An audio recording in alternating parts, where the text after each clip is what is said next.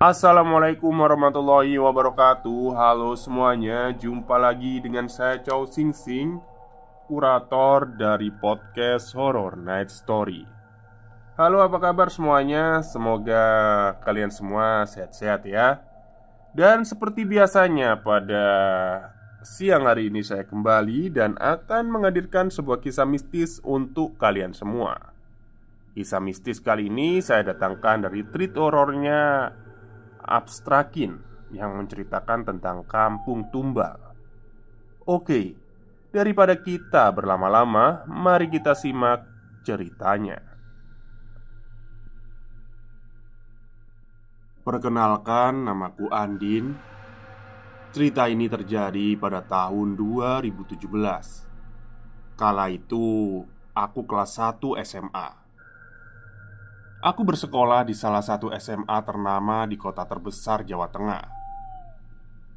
Pengalaman kali ini berawal saat sekolahku mengadakan acara wajib tahunan, live-in, di satu desa, dan masih di Jawa Tengah juga. Live-in adalah kegiatan untuk siswa tinggal bersama orang tua asuh untuk beberapa hari, agar siswa bisa merasakan hidup bermasyarakat di pedesaan yang serba terbatas. Acara ini hanya ada di sekolahku. Buat teman-teman yang tahu tempat live-in ini, tolong jangan ada yang komen ya. Karena aku takut warga di desa tersebut marah atau tidak terima atas ceritaku kali ini. Hari itu, hari Selasa. Kita berangkat kumpul di sekolah dan menaiki bus yang disewa sekolah kegiatan ini. Dan kegiatan ini dilakukan satu angkatan saja tiap tahunnya. Kalau dibilang pelosok ya, kampung ini agak tidak terlalu pelosok sih. Hanya saja masih banyak kebun-kebunnya. Sekolahku sudah bekerja sama bertahun-tahun dengan kampung ini. Jadi mereka sudah open gitu sama sekolahku. Karena tiap tahunnya mereka dapat jatah anak asuhan dadakan. Meskipun hanya 1 jam dari tempatku tinggal, tapi aku belum pernah ke kampung ini. Kampung ini ternyata mayoritas warganya bekerja di luar negeri menjadi TKI. Kalau enggak ya ngerantau lah ke kota-kota besar.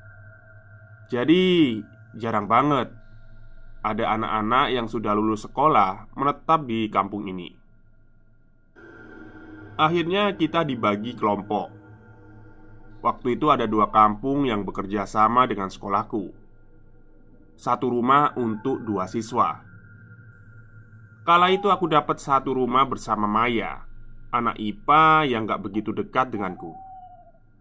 Walaupun ini tergolong desa, tapi rumahnya gede-gede guys. Kayak si Mutia sama Lutfi temanku. Dia dapat ibu asuh yang rumahnya mewah, kamar ber-AC, dan kamar mandinya itu ada bathtubnya.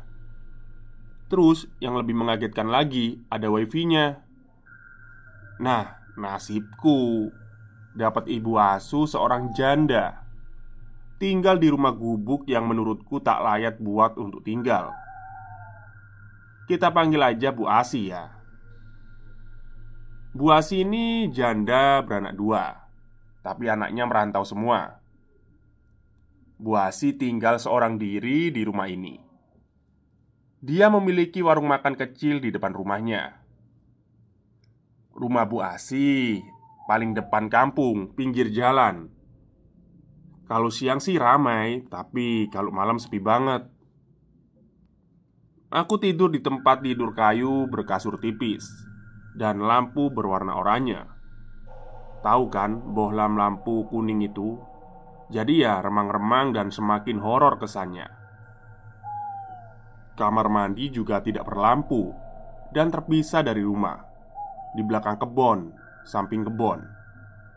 Yah, sedih banget deh rasanya. Pertama datang kami disambut ramah oleh Bu Asi. Sudah disediakan makanan, minuman. Terus setelah makan, kita berkenalan dan berbincang-bincang. "Dek, kalau bawa uang, uangnya digulung terus dikaretin ya," ucap Bu Asi sambil menyodorkan karet gelang. "Emang kenapa ya, Bu?" tanyaku polos yang memang gak ngerti buat apa.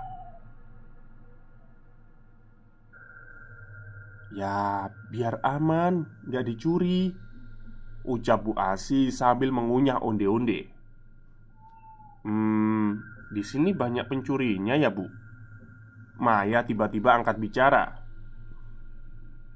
"Iya, tapi pencurinya nggak kasat mata," jawab Bu Asi tenang dan tetap mengunyah onde-ondenya. Si Maya tiba-tiba mencengkram tanganku kuat, tanda dia akan mengatakan sesuatu. "Bu, kami ke kamar dulu ya, istirahat," katanya sambil menarik tanganku. Bu Asi mengangguk saja. Sesampainya di kamar, Maya terlihat gelisah. "Din, kamu ngerti kan yang dimaksud Bu Asi?" "Enggak," jawabku cuek dengan menatap layar HP. "Ish, maksudnya pencuri tak kasat mata itu tuyul," bentak Maya di depan wajahku. Kamu itu sembrono. Masa sih, Mai?" tanyaku masih nggak percaya. Secara aku baru tahu kalau ada tuyul. Di tempatku sama sekali nggak ada berita tentang tuyul. Selepas maghrib, Bu Asi memanggil kami untuk makan malam. Di sela-sela makan malam, Bu Asi bercerita bahwa di kampung ini hampir seluruh warganya memiliki peliharaan. Peliharaan yang dimaksud di sini ya kayak tuyul, genderuwo, pocong, bahkan ada yang berwujud macan putih. Hanya beberapa orang saja yang tidak memakai pesugihan itu, termasuk Bu Asi. Meskipun warga sini rajin sholat, tapi ternyata masih banyak yang musyrik, ucap Bu Asi sambil memainkan sendoknya. Aku dan Maya hanya diam penasaran mendengarkan cerita dari Bu Asi. Ada yang sadis. Demi kedudukannya, rela dia mengorbankan istrinya untuk tumbal. Tapi kali ini nada Bu Asi sedikit pelan. Hampir kami berdua tak mendengar suara Bu Asi. Mata kami berdua terbelalak. Jujur, awalnya aku gak percaya. Masa ada sih orang yang tega begitu? Kalau udah selesai piringnya tinggal aja ya, biar ibu yang beresin," ucap Bu Asi sambil merapikan piring dan gelas bekas makan dia. "Loh, Bu, ceritanya kan belum selesai kok." Kali ini aku benar-benar penasaran. "Udah, kalian duduk di depan TV dulu ya. Tunggu ibu beresin ini semua." Kami mengangguk meninggalkan Bu Asi yang merapikan bekas makan kita. Yah, kurang ajar banget ya. Udah numpang, nggak mau bantuin lagi. Habisnya Bu Asi sih yang minta membereskannya sendiri. Oke, lanjut. Kepala desa di sini namanya Pak Prapto. Belum 40 hari istrinya meninggal di depan rumah ibu, ucap Bu Asi yang sedikit was-was. Jujur, aku dan Maya juga takut tapi penasaran banget. Jadi gini, belum genap 40 hari istri Pak Prapto meninggal. Dan meninggalnya tepat di depan rumah Bu Asi. Ya, di depan gang kampung ini. Kebetulan Bu Asi kala itu ada acara dan menginap di rumah saudara selama 3 hari.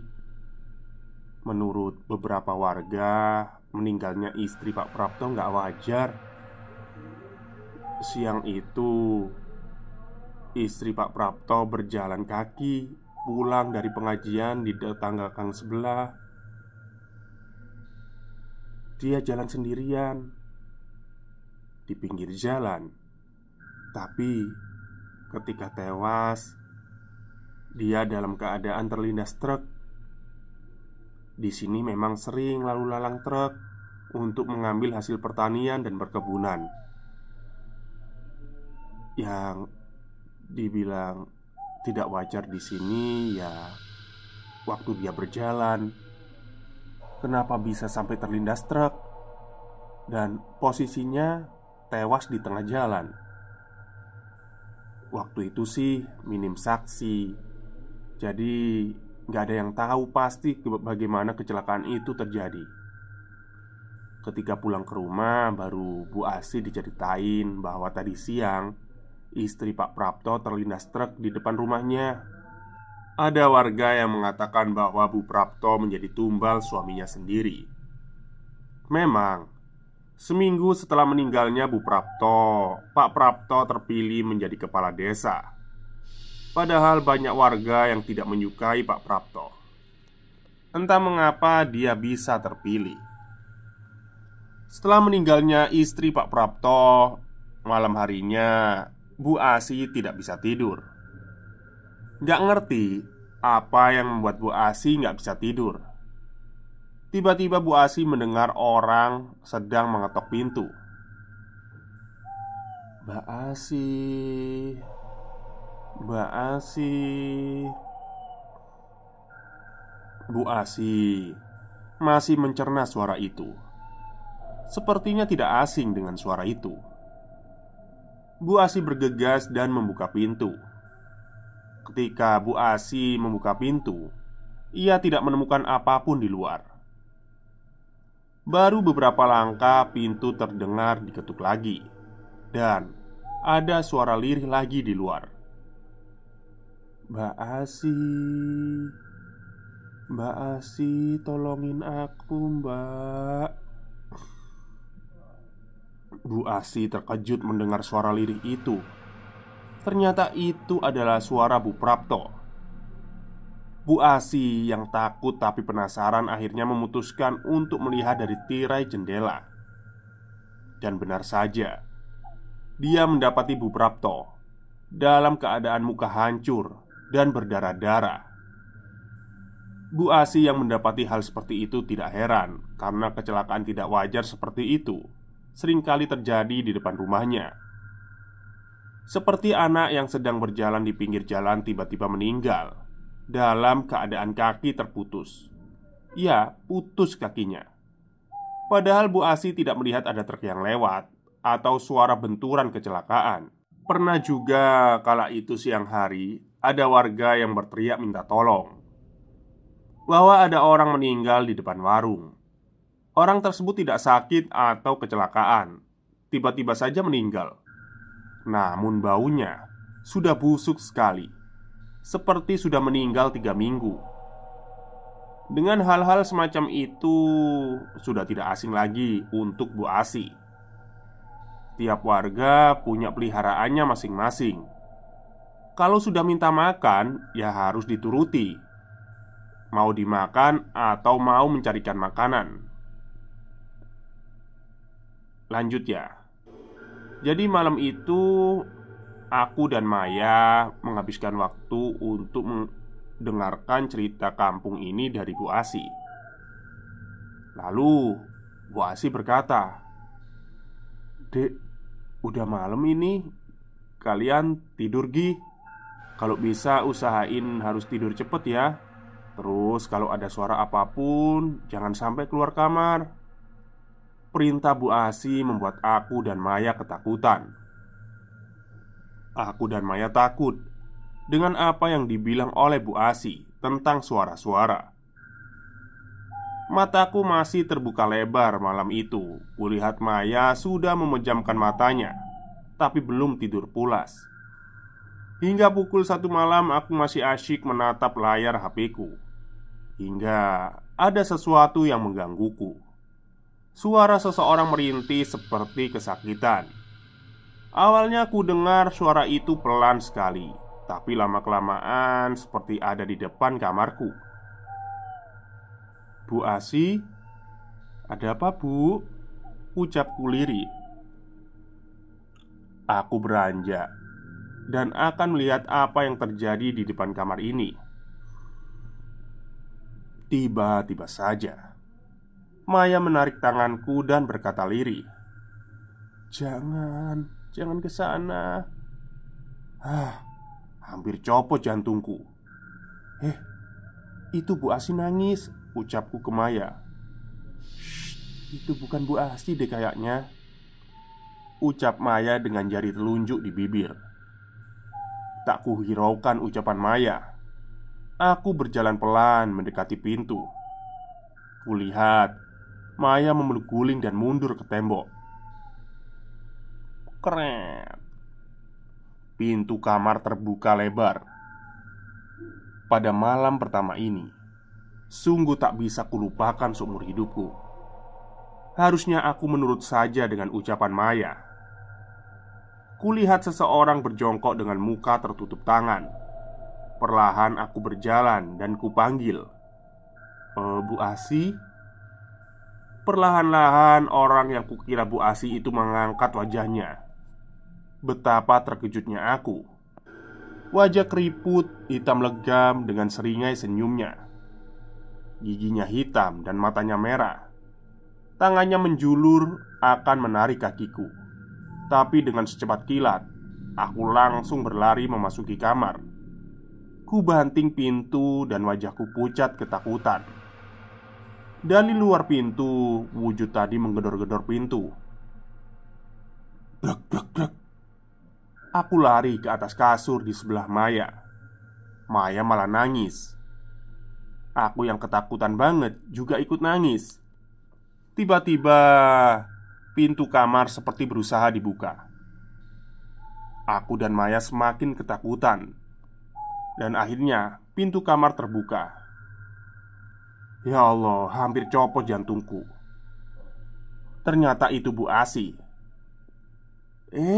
Ada apa, Dek? Kok kalian nangis?" ucap Bu Asi khawatir. Kami berdua tetap menangis waktu itu. Sudah, kalian yang tenang dulu ya. Sudah Ibu usir kok. Itu peliharaan warga sini." Duh, kurang ajar banget sih. Siapa yang berani kirim peliharaan ke sini? Ucap Bu Asi geram. "Bu, saya mau pulang aja, Bu. Saya nggak mau di sini." Ucap Maya sambil terus menangis. Kulihat wajah Bu Asi seperti bingung. Aku pun kasihan ke Bu Asi. Aku tahu yang dia rasain. Dia pasti takut kalau disalahin orang tua kita. Aku juga nggak tahu kenapa ini semua terjadi. Dan ini bukan kesalahan Bu Asi. "Udah, Mai. Udah. Kita di sini cuma 4 hari aja kok. Sabar dulu ya," kataku sambil menangis juga. "Ini hari pertama loh, Din. Jadi apa kalau kita berlama-lama di sini?" kata Maya tetap dengan menangisnya. Udah Mai. Kita istirahat aja dulu. Udah aman kok." Aku masih bersabar untuk menenangkan Maya. "Udah Dek, udah. Kalian istirahat aja ya. Ibu bakal jagain kalian di sini." "Bu Asi tidur di kamar aja.